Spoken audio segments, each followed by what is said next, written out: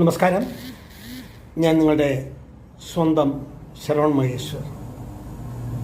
കൃഷ്ണശിലയായി എന്ന എൻ്റെ പരമ്പരയിലെ 252 എപ്പിസോഡാണ് ഇത്.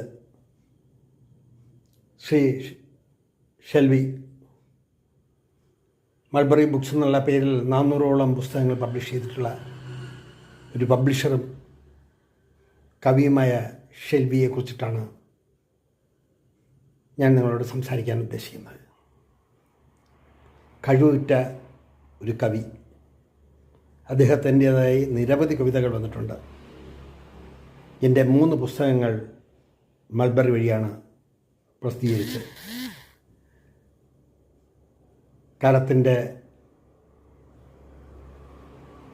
ഗതിവിഗതികളിൽ ജീവിതത്തെ പന്താടിയ ആ കവി, ആ എഴുത്തുകാരൻ അകാലത്തിൽ പൊലിഞ്ഞപ്പോൾ എൻ്റെ ജീവിതത്തിലും എൻ്റെ സാഹിത്യ ജീവിതത്തിലും ഒരുപാട് മാറ്റങ്ങളും ഒരുപാട് പ്രശ്നങ്ങളും സംഭവിച്ചു. പക്ഷെ അതിനെയെല്ലാം വളരെ നല്ല രീതിയിൽ നേരിട്ട്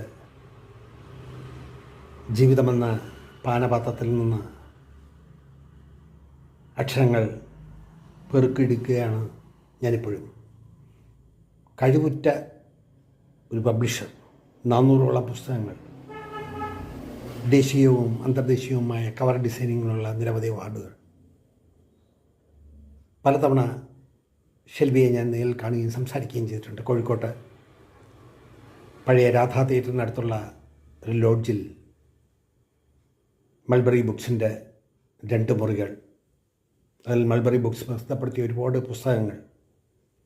അവിടെ നിന്നാണ് റഷ്യയിലെ മഞ്ഞുതുള്ളികൾ എന്ന എൻ്റെ യാത്രാവിവരണവും കടപ്പാടെന്ന കവിതാസമാഹാരവും 48 ഉദയവും 47 അസ്തമയവും എന്ന നോവലും. ഇത് 3 മൾബറിയാണ് പബ്ലിഷ് ചെയ്തത്.